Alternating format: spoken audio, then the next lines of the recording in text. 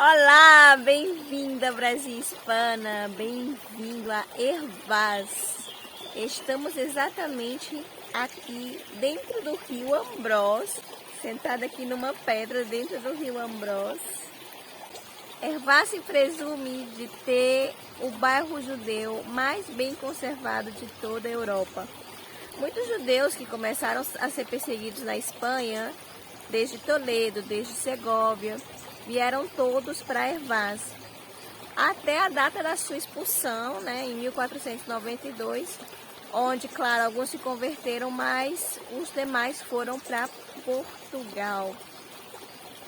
Hervás pertenceu a Berra, e se você visita o Museu Judeu de Berra, você vai ver que os judeus de Berra, muitos foram parar no Nordeste do Brasil. Quanto de Hervás, quanto desse povo está no teu DNA? Vamos conhecer Hervás? Vem comigo.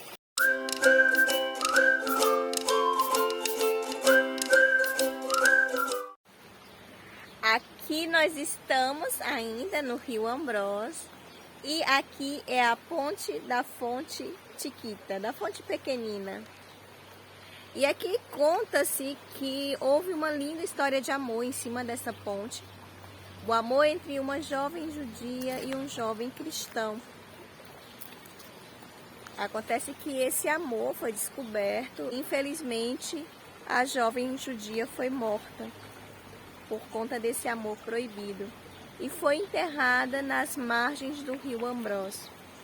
Não se sabe exatamente onde ela foi enterrada, mas conta-se que nos meses de agosto se escuta o choro dessa jovem, confundidas com o som das águas do rio Ambrós. Estamos aqui em cima da ponte da Fonte Chiquita, da Fonte Pequenina. Aqui em Hervás, sempre no primeiro final de semana de julho, acontece a chamada Festa dos Conversos, que é todo um evento com teatro, com exposições, onde se remonta à época em que os judeus estavam aqui em Hervás. E é claro, nós vamos cobrir tudo.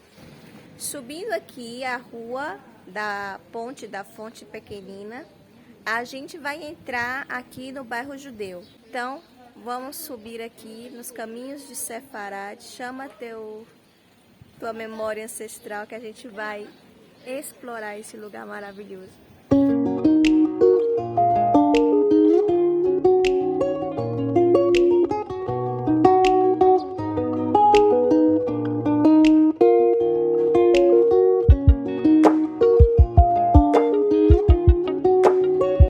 Essa é a antiga cooperativa judia. Esse prédio tem mais de 500 anos.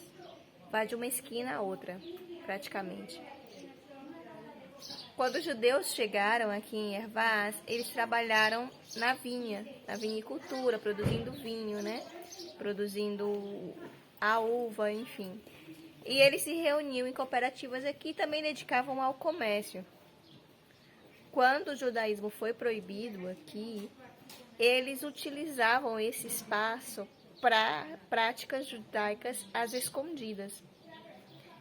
Então, o que aconteceu? Esse prédio foi transformado em uma confraria, em um prédio religioso. Hoje é casa de particulares e ainda se conserva plenamente como era há 500 anos.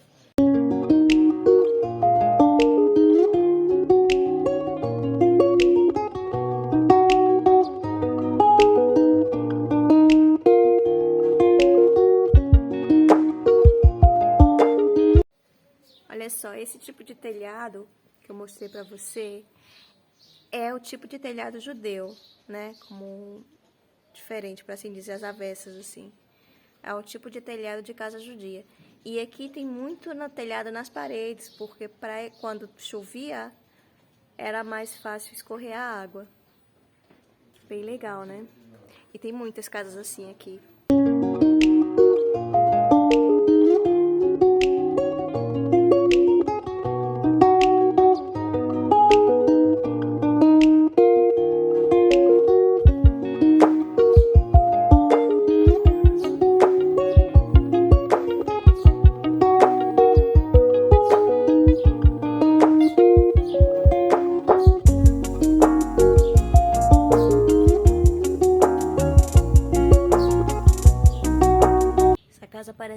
fechada, abandonada,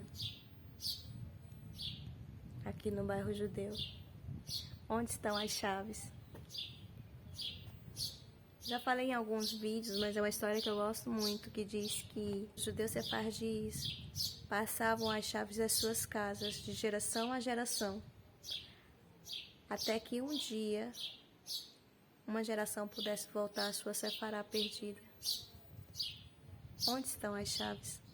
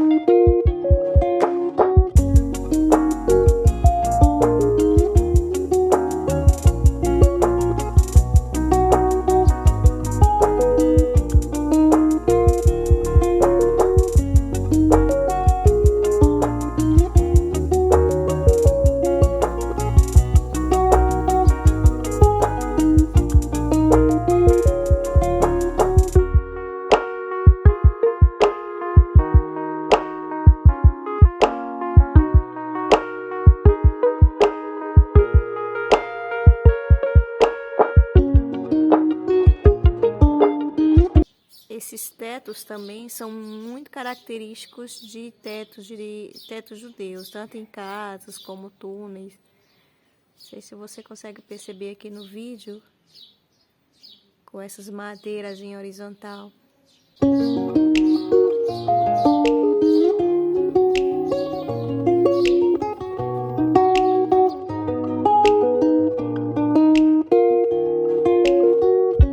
Olha só, encontrei uma cabine telefônica aqui.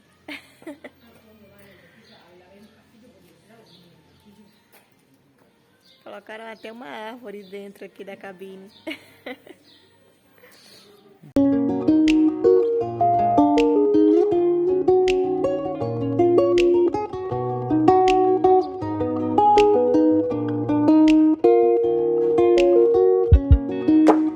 Estamos diante da rua mais estreita de Espanha. Fica aqui em frente à Associação de Vizinhos, aqui perpendicular à Rua Rabileiros, que também é uma rua muito importante que eu vou explicar pra você. Agora tu entra comigo, porque eu não vou entrar sozinha aqui.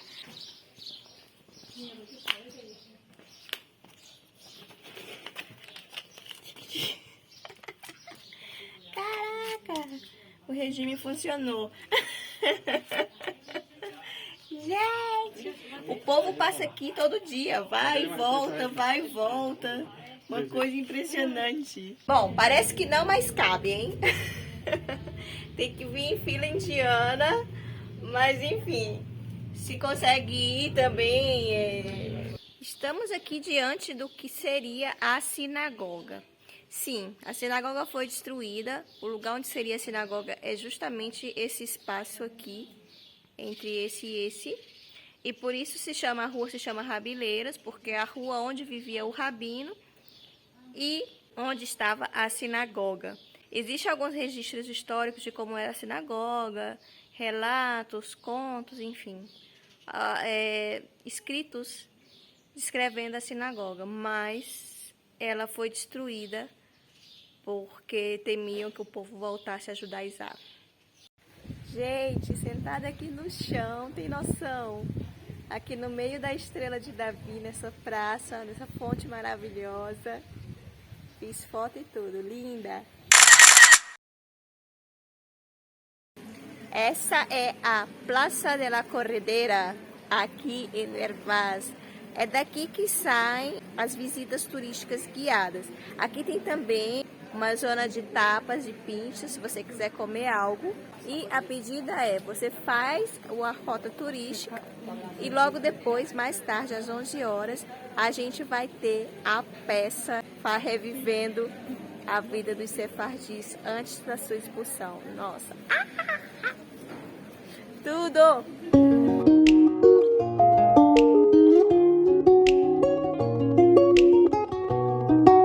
A gente está aqui na rua Braulio Navas, aqui também onde vocês vão encontrar a oficina de turismo. Aqui é a rua mais cêntrica de Hervás, para quem quer fazer compras, para quem quer ver as lojas. Bem central, tem várias lojas e bem interessante conhecer também.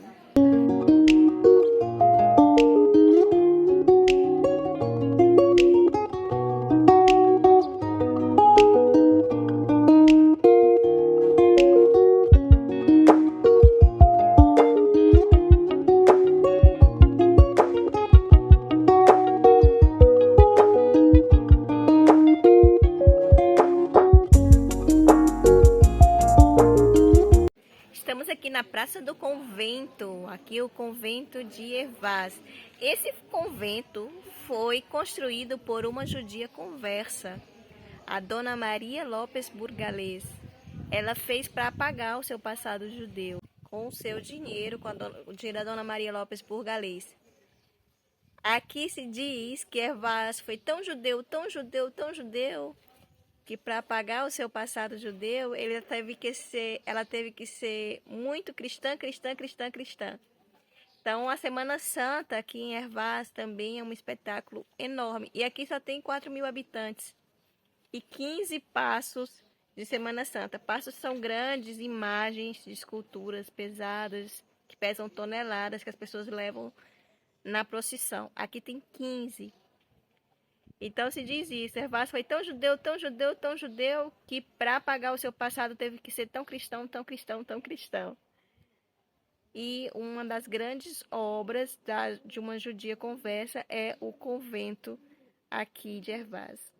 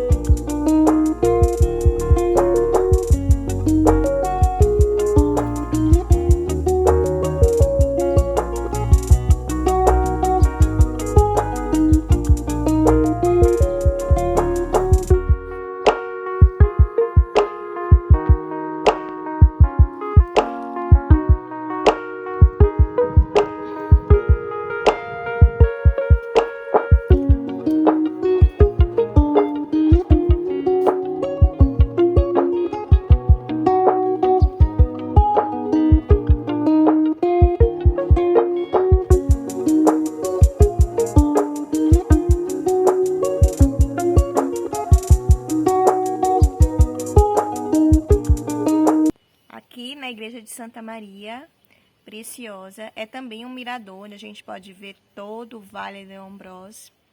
Aqui até o século XII era uma fortaleza dos Cavaleiros Templários, onde os Cavaleiros Templários via todas as pessoas passando ali no Vale do Ambrós, desde aqui de cima. Logo depois do século XII foi feita uma ermita e que agora é a igreja de Santa Maria. Essa ermita foi a que deu origem depois ao povoado de Hervás, no século XIII. E a igreja preciosa, e a vista aqui no Vale do Ambrós é imperdível.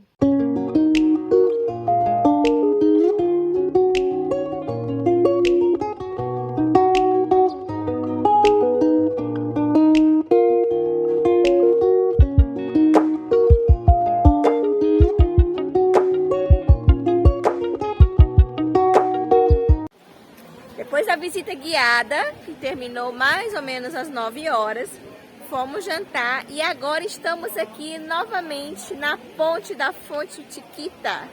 Puente de la Fuente Chiquita, a fonte pequenina, porque aqui vai ter um verdadeiro teatro a céu aberto com os vizinhos de Hervás.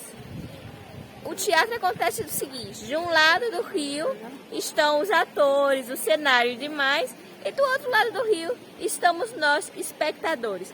O nome da peça é Saco Bendito. O que será que nos espera? Vamos lá!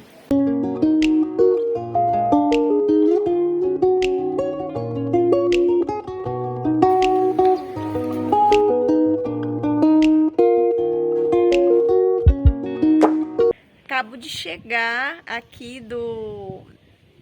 da apresentação teatral da Festa dos Conversos. O nome da peça é O Saco Bendito. O Saco Bendito, eu vou colocar a foto aí para você ver. Era um saco que se colocava como penitência pelo pecado de judaizar. E aquele saco era colocado e a pessoa tinha que vestir aquele saco sempre. Às vezes por um ano ou mais. O tempo que fosse estabelecido. Existia uma lei de pureza de sangue, porque os judeus ou descendentes de judeus não podiam assumir cargos públicos em até 5 gerações. Então, aquele saco bendito, chamado saco bendito, era muito estigmatizante não só para a pessoa que vestia, mas até a sua 5ª geração depois dele. Por causa do estatuto de limpeza de sangue, as pessoas vasculhavam até a 5ª geração se você tinha algum ascendente judeu. E diziam, olha, você não pode aceder a cargos públicos porque o seu tata vestiu o saco bendito. Então era um estigma que passava assim de geração a geração. Mas a peça não é assim, a peça não é triste, nada disso. É um musical muito alegre, é uma comédia, porque de tristeza basta a história, basta a vida. Eles não retratam de uma maneira pesada, de maneira nenhuma. É muito alegre, muita música, muita dança, você vai gostar. Sempre o primeiro final de semana de julho, quinta, sexta, sábado e domingo, a Festa dos Conversos.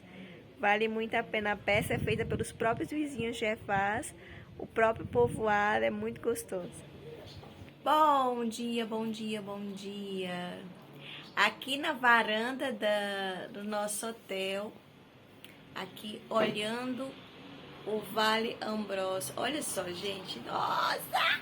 Tem viagens que eu queria como, parar e viver para sempre. Essa viagem tem sido fantástica. Agora a gente vai sair do hotel e vai ver a exposição chamada Descubra Sefará. Descubra Sefará, que é uma exposição de artigos dos judeus sefardis. Mas antes da gente continuar essa viagem, eu queria falar sobre um pouco, que a gente refletisse sobre a lenda negra e a Inquisição espanhola. Espanha foi o último país a expulsar os judeus. França já tinha expulsado, Inglaterra, inclusive França foram 4 vezes, se eu não estou equivocada, Inglaterra 2 vezes. E a Espanha ainda não tinha. Então tinha uma pressão da Europa, dos outros países, e tinha uma pressão também da igreja. Espanha foi um dos últimos, Portugal foi o último, Espanha foi o penúltimo. E Portugal não permitia que levasse seus filhos. E Espanha ainda permitia que levassem seus bens. Então, assim, existe muita propaganda negativa em cima da Inquisição, que foi dura, foi difícil. Nós estamos aqui para dizer que não. Mas a Espanha não foi o único país que fez isso, né? E claro, e essa lenda negra, como a gente já tinha conversado em outros vídeos, ela era uma campanha anti-espanhola feita pela Inglaterra, por inveja mesmo. Porque existe um discurso que diz assim: Estados Unidos e Canadá foi uma colônia de povoamento, América Latina, uma colônia de exploração, e por isso que as coisas são como são. Na verdade, a Inglaterra não tinha interesse no Canadá e Estados Unidos a princípio. Não tinha, porque era terra fria. Era terra que não era diferente da sua.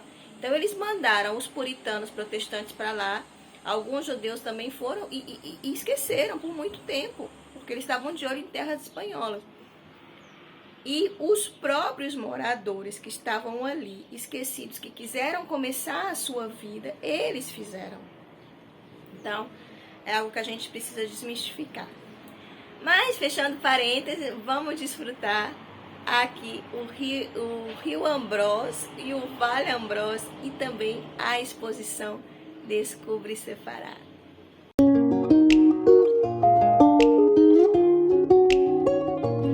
Chegamos aqui na Casa Consistorial, onde vai ter a exposição Descubra Sefará. Descubra Sefará. Vamos entrar aqui para ver o que é que nos espera. Lembrando que essa exposição e toda essa festa, né, chamada Festa dos Conversos, sempre primeiro final de semana de julho, quinta, sexta, sábado e domingo, teatro, exposições e bem legal. Vamos lá? Acabo de sair aqui da Casa Consistorial. É uma exposição de quadros da rede de juderias da Espanha. E não dá pra descrever energia, né? Energia é coisa que não se descreve. Eu podia descrever quadro, eu podia descrever tanta coisa, mas energia não se descreve.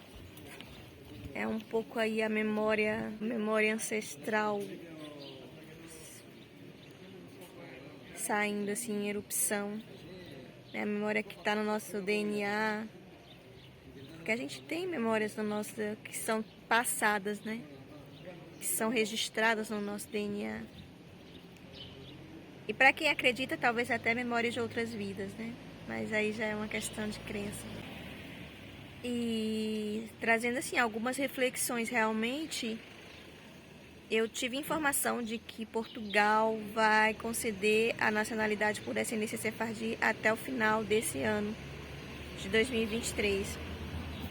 Então, para quem está interessado, né, tem que dar uma corrida para ver, mas é só isso, né? O que é que significa isso? O que é que significa isso para os teus ancestrais? O que é que significa isso para a própria Espanha e Portugal? A tua volta, né? Que não seria só conseguir um documento, conseguir o documento português, conseguir o documento espanhol, e é só isso? Isso me faz lembrar uma história.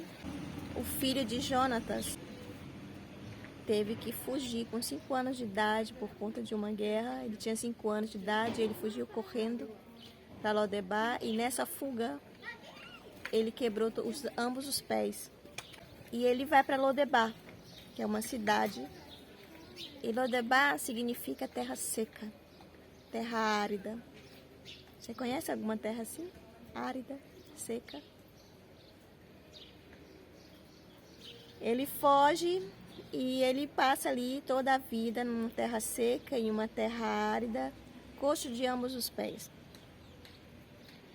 E é interessante que se Mefibosete, que era o nome dele, pensasse na sua existência somente a partir do momento em que ele nasceu, o que aconteceu com ele durante a sua vida, que foi quebrar ambos os pés, que foi viver a vida inteira em uma terra seca. Se ele pensasse somente nisso, talvez ele nunca se sentasse num palácio. Mas Davi tinha uma aliança com o seu pai, Jonatas, que ia proteger a sua casa, a sua família. Eles eram muito amigos. E um dia o rei Davi disse: há alguém da casa de Jonatas, da casa de Saul, que eu possa usar de beneficência? É alguém lá em Lodebar, coxo de ambos os pés. Se chama Mefibosete. A promessa não era com Mefibosete, a promessa era com seus pais. E por causa dessa promessa feita aos seus pais, Mefibosete sentou na mesa do rei e conheceu o palácio. Quando a gente limita a nossa existência a simplesmente o dia que a gente nasceu e o que aconteceu conosco, é muito raso. É muito raso. Mas talvez, só talvez, existe uma promessa aos nossos pais. Durante toda a Bíblia, Deus, ele não fala somente a uma pessoa. Deus é um Deus pessoal, tem uma relação pessoal, mas é Deus de um povo. E ele sempre diz: a terra que jurei a dar a vossos pais. Você vai ser beneficiado, mas eu jurei dar essa terra aos vossos pais. Quando a gente transcende a nossa existência a simplesmente o dia do nosso nascimento, a gente atinge níveis mais altos. Vem com o Brasil Hispana e fazemos juntos um novo amanhecer.